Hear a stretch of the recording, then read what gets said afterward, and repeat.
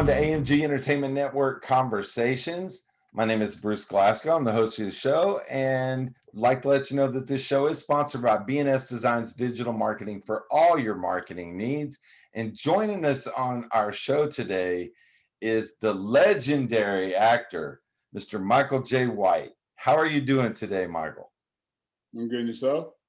I'm doing absolutely fantastic. And now that I've got the technical difficulties working out, I'm doing even better. Ooh, ooh.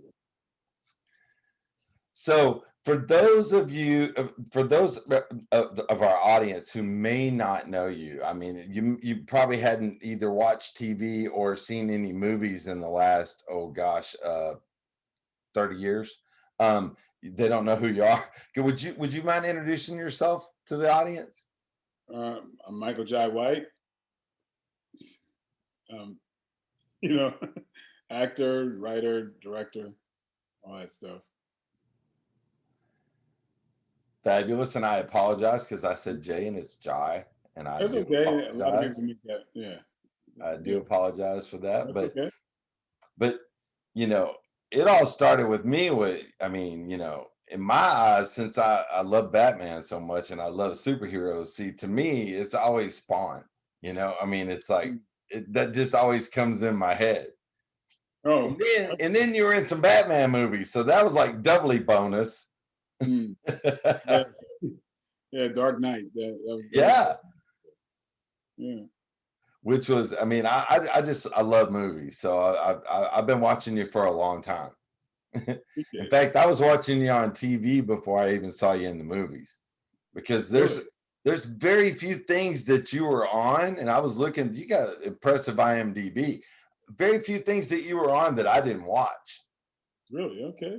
Yeah, and I never thought NYPD Blue would end. I was just like, when it ended, I was like, "Are you kidding me?" I guess all good things Mm. must come to an end. But I was like, I thought that show would last forever. Yeah, like those others like Law and Order. Those. Right. And they're Yeah. still going, and they've spun off into so many different, Mhm. segments of the same thing, like CSI is doing. Right. Yeah. Yeah. Which I'm sure you probably, if I didn't miss it, yeah, of course, there you are, CSI Miami. Okay, I was going to say, bet you've been on a few of those as well.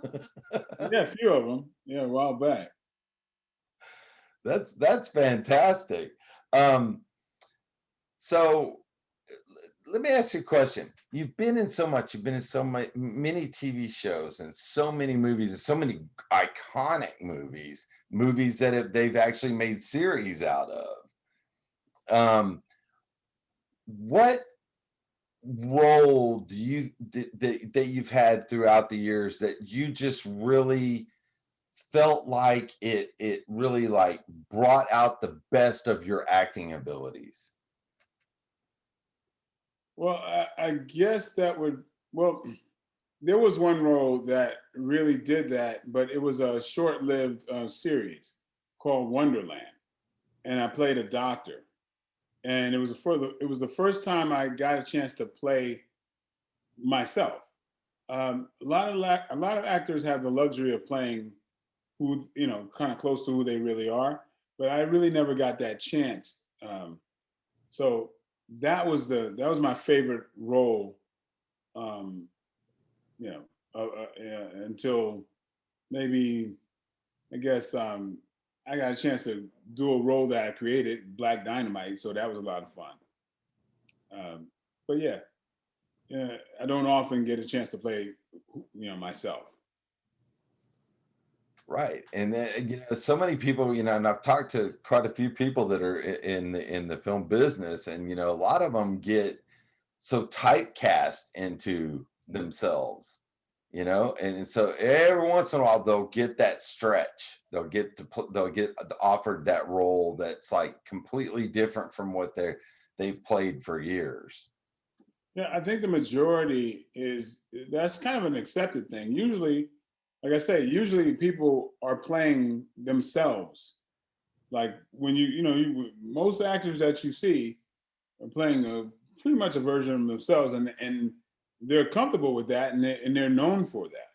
There's a certain, I guess, market that they kind of encompass.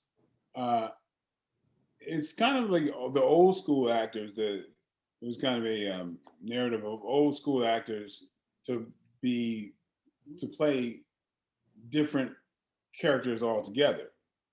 You know, nowadays people want to play different characters, but they're playing themselves, playing the different characters. You know what I'm saying?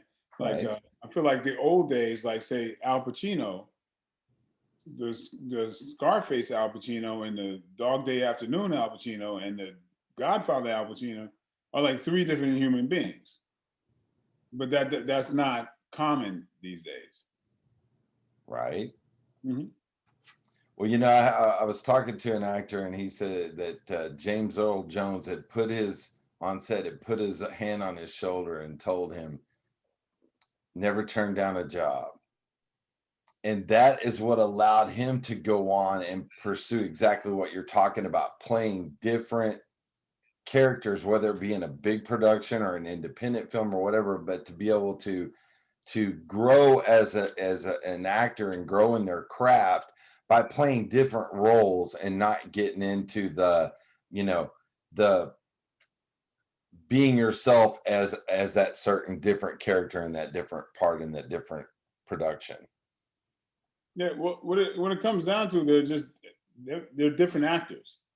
There are the chameleon actors, and there's actors who basically play themselves. Not one of them's not better than the other.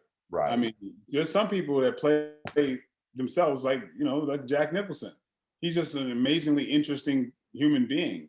So every character he plays is an amazingly interesting human being. So that's not a bad thing.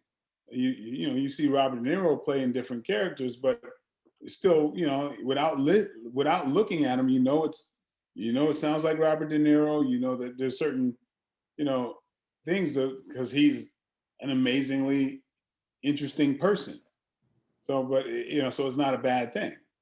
Christopher Walken, same thing. It's not like Christopher Walken is playing something like drastically different. He's Right. just interesting. You can't take your eyes off of the guy as Christopher Walken. So, like I said, there's just different type of actors. You got Johnny Depp. He can play damn near. There's a lot of people that can play damn near anything. Right. Yeah, he's all over the You don't place. really know, huh? He's kind of all over the place. He can Yeah. just. So there's different schools of thought. Mm. So where do you feel like you fall in? I'm kind of an odd hybrid because even my best friends, people have known me for a long time. It's hard to describe me. I'm kind of like, you know, I can play a tough guy, but I don't, I may not look like the regular guy who plays tough guys. Like I look like, is he collegiate? Is he from the hood? Is he from the the suburbs? I kind of and I could, I'm kind of a hybrid, right? So sometimes it's a little difficult to say, okay, where does he sit? Because um, like I usually pick a character and go that direction. Um, but like I said, a few times where I got to play myself, which is a character that's kind of, I don't know, central to a lot of different. It's not one specific thing. Like even the way I sound, you go, is he New York? Is he whatever? I may play a character that is New York or play a character that's L.A. or whatever. But my actual sound is kind of hard to determine. You know what I'm saying? So Right. I'm a hybrid character. You just don't. You just kind of go, well, I don't know where that guy's from. And a lot of times in movies, you need to know where that guy's from. You know what I mean? You want to be able to peg him immediately. And so there are characters like when I play when I play the doctor, my natural capabilities kind of came with it because, it was a character that, I could define just by being me. So it's a little tricky, especially being a black character. A lot of time there's they're specific, they're defined specifically in a lot of situations, you know. Um, so yeah, it gets a little gets a little convoluted.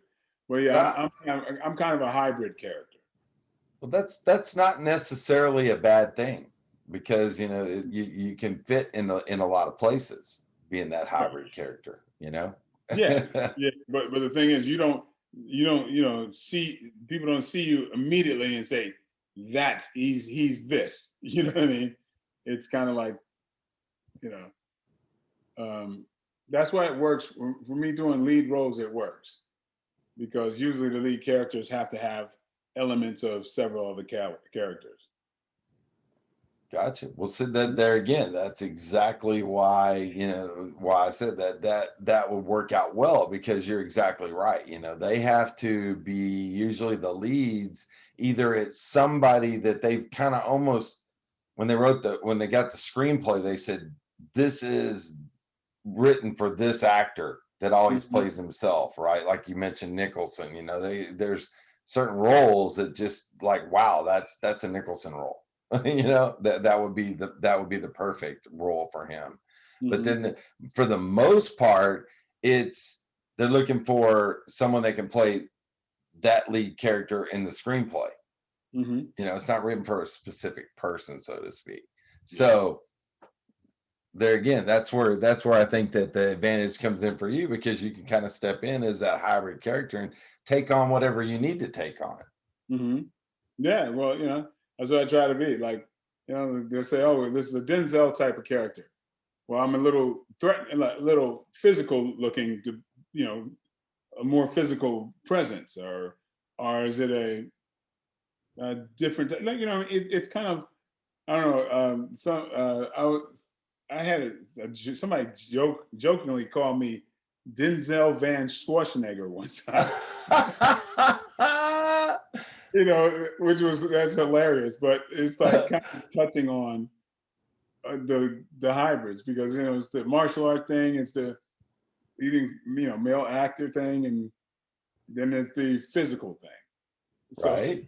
so Denzel Van Schwarzenegger was kind of it's kind of funny and apropos.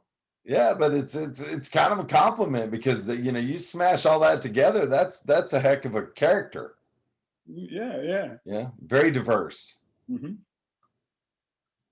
So you talked about that as being a black actor that they kind of put this label or this restriction on what they're looking for in an African Yeah, American actor. yeah, yeah. A lot of times it is that, but if you notice, I tend to play characters that it doesn't matter what race they are. Like if you see me in Falcon Rising, um,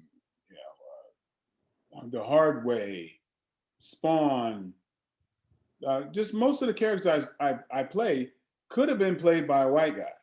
Really doesn't matter. It's about the leading character's characteristics. So yeah, so I kind of play colorless characters.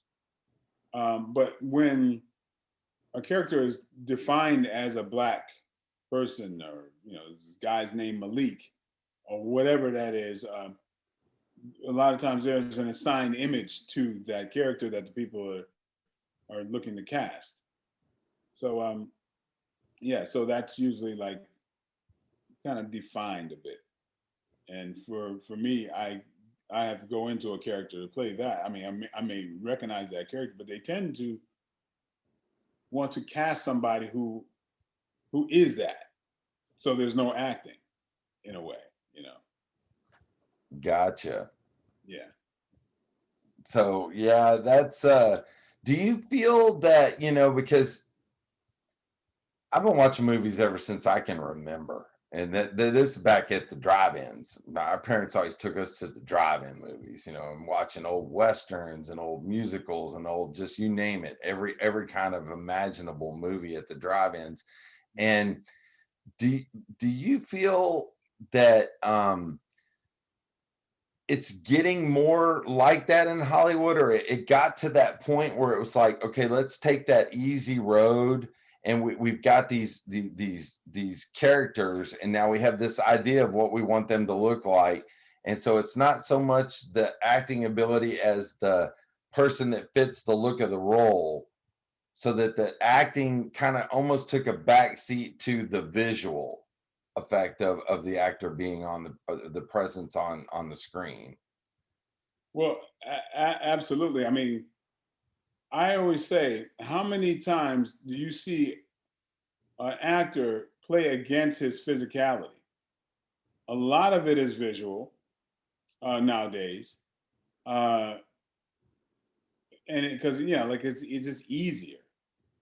And a lot of times, casting, when in the casting process, people want to say, "Yeah, I knew he was right when he walked in," because usually it's somebody that they want that character to be 24/7 that guy all the time.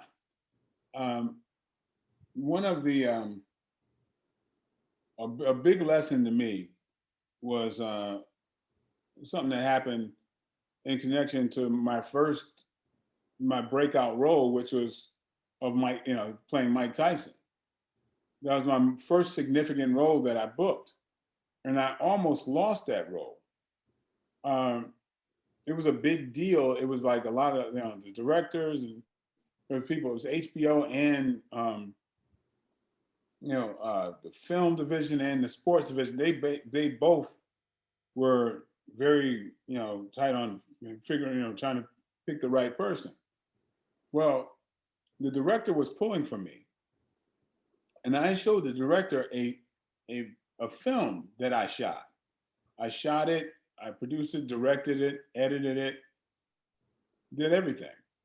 Um, well, when it was coming down to some of the final auditions, they flew people in all over the place, and most of the guys were in and out within 5 minutes. Well, I go there, I do the audition, they really like it, they want me to do more. They start talking to me, and then up comes the subject that the director starts talking about this film that I directed that he really liked. Now I'm in there talking to these guys for 30 minutes. Now I figured, hey, I'm a shoo-in. They talked to me for a half an hour, and I was the last person that they saw. I get home, and the casting director calls me and says they're going to keep looking. I said, "Well, I didn't get it." They said, "No." They said, "If this ever goes any further, Mike, promise me you won't talk." I said, "What do you mean?" They said they freaked out. After you left, they said, "There's no way this kid could play Mike Tyson. He's far too intelligent." That's what they said. Wow. Forgetting the fact that the only reason they were talking to me is because they liked my performance. And then they wanted to get to really know me. And they felt like, oh, I was college educated and everything else. And I was, directing and writing and all this type of stuff, far from who Mike Tyson really is. That was like a big wake up call to me. I almost lost the role. They had to, the director had to fight to get me back in for the next round of auditions. And so whenever I would go back in, I wouldn't say a word. I would behave as if I were Tyson from the time I get there to the time I left. And that's what it took, because people, instead of figuring, oh, we're going to cast an actor who can encompass the role, but yet you can talk to him as an intelligent, like, peer. They didn't want that. They wanted somebody to come in there and be Mike Tyson, and that's it. So that was a big lesson to me of the assigned images that they want. So that's a long-winded way, a very personal way of me telling you, yeah, I agree. A lot of people want the character. They want to see, they don't want to trust an actor. They want somebody to be that character, and that's it. Do you see that getting any better? Because it seems like, or at least what I've been hearing, because I don't go to auditions, so I'm not an actor. I'm more involved behind the scenes in some film stuff. Um, does it seem like it's kind of making a turn to where it's getting more towards the actor? Or you think it's still kind of heading back down that road? Like, I'm looking for the person that looks the part, acts the part, who is that part. Yeah, to me, it's not any different. It's like if somebody's known for a specific part, they get cast for that. I mean, it's just been more galvanized. There's still actors who can make you forget who they are, and they're different from role to role, but it's still by and far the majority. I mean, once it's the director yells cut, the actor and the character are pretty darn similar. Yeah, it's usually. It's just, I don't know. It's I don't know if it's a really bad thing. It's just for I just think there's the expectation, and the writing has not demanded very much of people lately anyway. Yeah, I've noticed that myself. It just seems to be kind of almost going through the motions, and if they can just get the right people for the right draw that look exactly like what they want them to look like and be that thing that they envisioned, and then they just kind of put it out there. It's not a Yeah, a large part of it is the physicality. I yeah. mean, honestly, I don't really see very many times where somebody is playing something that is that is contrary to what they look like. Like I gotta think about Henry Fonda and Once Upon a Time in the West. Yeah. Like that guy who played nothing but heroes and squeaky clean characters, played one of the best bad guys ever. Like that kind of acting where, man, here you go. He plays against the type. Usually, people play the type that they are, or the type that they look like. Right. Well, that's the movies that I love the most, is when it's an actor that plays against the type, and it's like, wow, that was so believable. That's acting to me. Yeah, that's pretty powerful acting, because to play against your image, that's playing uphill. Right. Mhm. But I mean, as a lot of these seasoned people that you mentioned, as well as yourself, you're able to do that. You're able to play against your type. Well, thank you.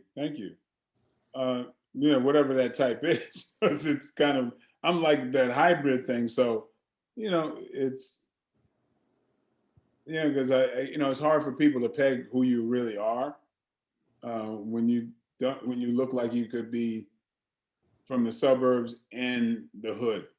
So I'm kind of like in that middle ground. I got you. Yeah. But it just still goes back to the art of acting, and I think that that's such a lost art, and it doesn't seem to be that they're like really kind of pushing in that direction to get it back to the actual acting, you Yeah, know? I kind of missed seeing that where somebody. I mean, that's one of the great things. I'm glad it started with theater, because that starting with encompassing in a whole character. That's an amazing journey, and I don't know. I mean, I'd love to see more of that, or see that being celebrated a bit more. I'm with you. I mean, that's where I started. I started out in middle school and high school in drama and stage, and you had to learn the character and project that character. Then it wasn't, they didn't, pick from the class, right? Now, I didn't pursue it after that, but I know a lot of actors that I've talked to that do theater, that's what they love about it.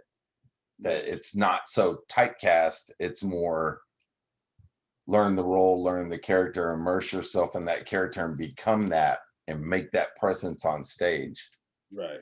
Yeah. which they still have, thank goodness. And hopefully it'll open back up to where, we'll have Yeah. more of that. Yeah. I would love to get back to theater. Yeah, I haven't done it in a while. It was very comfortable for me. That's probably my most comfortable, um, you know, platform. I think.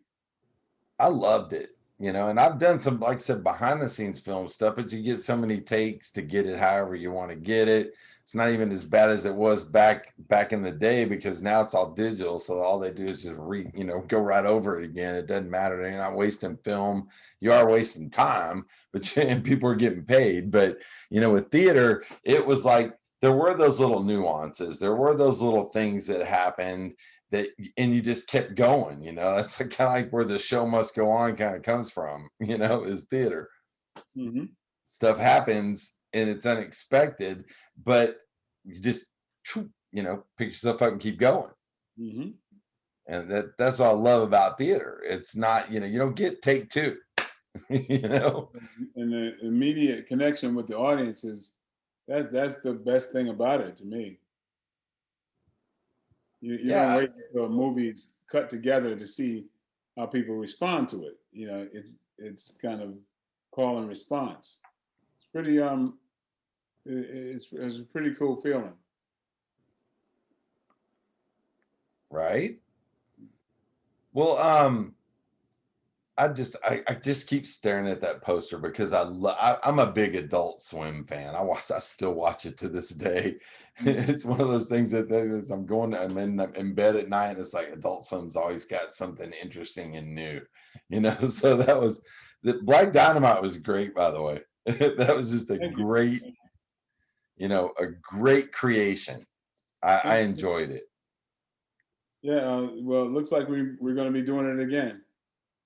Really? Looks like it. Yeah. Oh yes. Mhm. Love it. Yeah. Absolutely. So and you're gonna be the one that's gonna be writing it, doing the Yeah. It's already voice. written. Yeah. And Oh, we're putting everything together now. fabulous. Yeah. That's the only really Hollywood experience I have is voiceover stuff. I've done some voiceover and some animated stuff. That's really the only thing I've done because I can do several different voices. So I love that, and I love animation, and I love watching the way that people bring those characters that they're not really playing to life through their voice. Yeah. Yeah. It's always interested me. Yeah. It's a great art form. It really is. Yeah. So kudos on that, and man, I can't wait. I'm going to be looking for that one to come out. Thank you. So it looks like you've got a lot of stuff. I guess Hollywood in general is like got a lot of stuff that's post production right now. It seems to be the word of the day where movies are concerned. Yeah. I guess they're holding them back or holding them off or trying to get it to where, hey, when we do release, we don't have to release on Netflix, even though some of those things have done very well. Um, they can release in theaters because I love the theater experience. Not that it's bad to have my own popcorn sitting in my shorts, and I can pause it on Netflix, but I like the theater experience, kind of like going to a live show, you Yeah. know, Yeah. I'm looking forward for that coming back. myself. So you've got several things that are in post production. Is there any one that really stands out? Like, hey man, you guys don't want to miss this. Well, I'm looking forward to Outlaw Johnny Black, which is in the same world as Black Dynamite. Um, I've got a movie coming out with. We got two movies coming out with Mickey Rourke. Actually, one my wife is the lead in the movie, and it's called Take Back. So that'll be coming out soon, and we're doing a lot of press for that. So that's something to look out for. It'd be good to Yeah, see my Mickey wife Rourke. yeah, my wife is basically doing like a martial arts action film, and she's the first black martial arts action, star, a female black martial arts star. That'll be cool. Yeah, That's called Take Back. yeah, It's the first one on completed, ready to ready to roll. In yeah. fact, it's the only one on completed, ready to roll. Everything else is still says post production or pre. You got a couple, two pre's. So good. So we're looking for. I need to look for Take Back, and I need to look for. You said it's the Outlaw Johnny Black. Yeah, yeah, yeah, Outlaw Johnny Black. yeah. It's not sure when we're releasing that, but Take Back is definitely coming out. And another movie that I'm a supporting character in, it's comes out in another week, I believe, and that's called Assault. No, it's coming out April 2nd. Assault on VA 33. That's with Sean Patrick. Oh my God, what I blank on his name? Sean Patrick Flannery. Because there's a couple of different Sean Patricks, and I almost went the Right? wrong direction. Yeah, Uh-huh. yeah, yeah. So what's that one about? That's about it's man, I did it a while ago. it's a I was about to say it's about an assault on a VA hospital in 33. Yeah, these bad guys are it's kind of like Die Hard in a VA hospital. Wow. Yeah.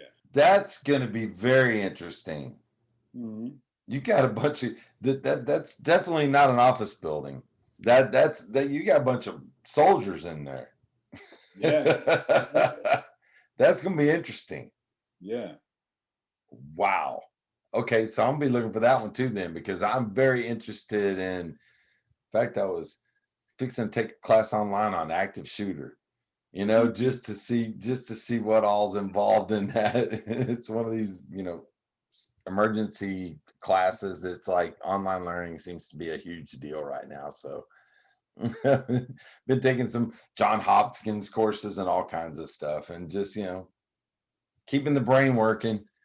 Yeah. But that sounds extremely interesting. Mhm. I would just that's there's gonna be some heroes you don't expect pop up in that one, I imagine. Mhm. Well, yeah, well, it's really the main guys. Sean Patrick Flannery. He's doing great stuff lately. I saw a really good movie um, that he just recently did. So, why am I blank? I swear this, I'm blanking on these names. Um, Heart of a Champion, I think it's called. Oh, it's a really great movie. I hate it if I butchered the name, but I believe it's The Heart of a Champion. Something like that. Yeah, really great movie. Yeah. Yeah, I'm looking forward to being able to get back to the movies because I've about Netflixed out and Amazon Mhm. Primed out. It's like I'm going back and watching stuff that I love just because it's like, well, I haven't seen that in 25 years. Let me go back and watch that. I remember liking it back then. I'll probably like it now. And Yeah. some of them have been disappointments.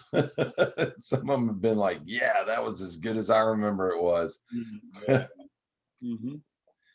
So, well, cool. That's thank you for the little, heads up because I'm definitely gonna be watching for the Outlaw Johnny Black because just like I said, I love the whole Black Dynamite character and just the whole fun that it has with it and so if it's kind of like a movie take on that, I'm just gonna be like a kid in a candy store.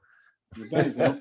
Hope you enjoy it. I think Oh, you I will. bet I will, because I know I love Black Dynamite when they'll roll one through like on a rerun or something in the like 3 o'clock in the morning, and I'm not asleep, and it'll pop up. I'm like, oh wow, yeah, that's cool. I remember when it came on the first time, you know. Thank you.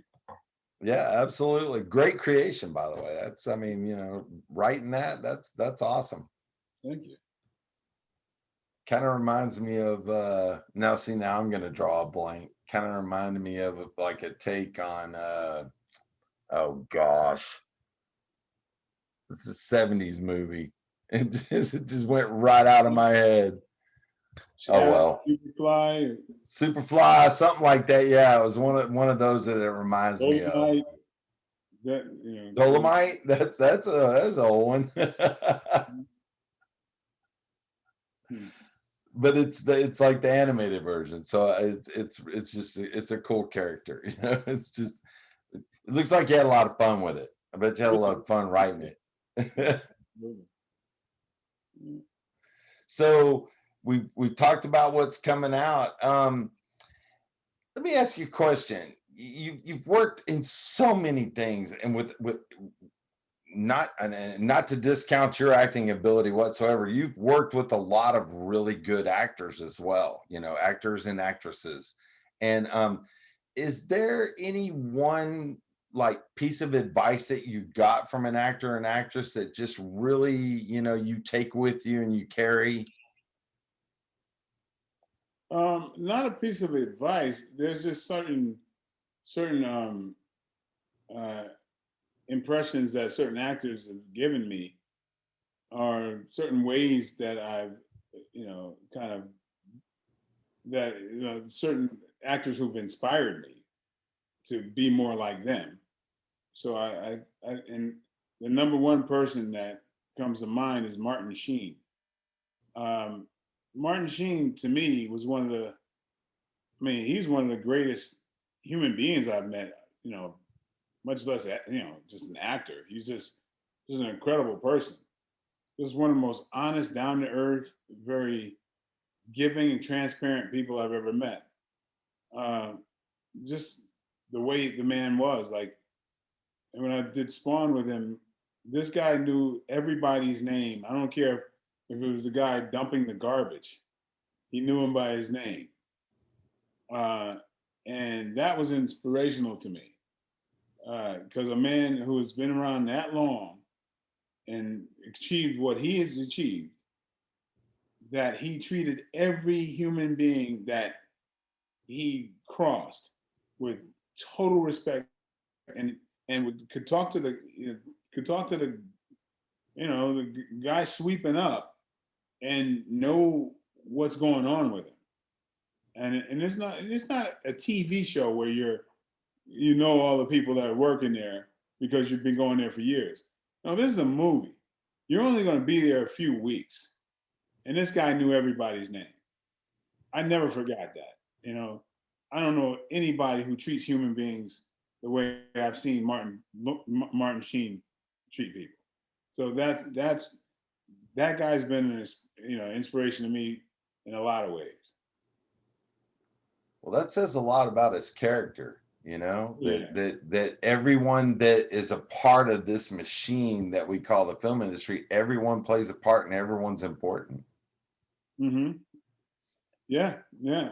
And I've never, I would never look down on anybody who, I don't care what they do. That's something that has impressed me and just taught me that lesson. To treat everybody with utmost respect. I'd love to get him on the show. Talk to his brother Joe. Had his brother Joe Estevez on, and he's that kind of guy too. So it must be something in the family when the way they were brought up that that it's just he's just exactly like that. He was just, I mean, he knows all the stuff and he treats everybody exactly the same. He treats them like human beings and with the respect they deserve until they prove otherwise. Yeah. So that's somebody that you've gotten a lot of, I guess. I don't want to say advice because that's the word I used to begin with, but somebody that you like to model yourself after. How about, is there Hollywood, I know since I'm part of the Houston film industry meetup, and there's like 8,000 of us here in Houston, and Houston is not super friendly to the film industry except for commercials. So a lot of the people that I know, when they go to make their way, they'll go off to Atlanta, or they'll go off to New Mexico or Arizona, or Hollywood to pursue their careers. Um, what would be the piece of wisdom that you would like to impart on somebody that's embarking on the journey of becoming an actor? Well, I always encourage people to not only learn. You want to be an actor, don't just learn the acting part. Learn the other stuff. Learn writing.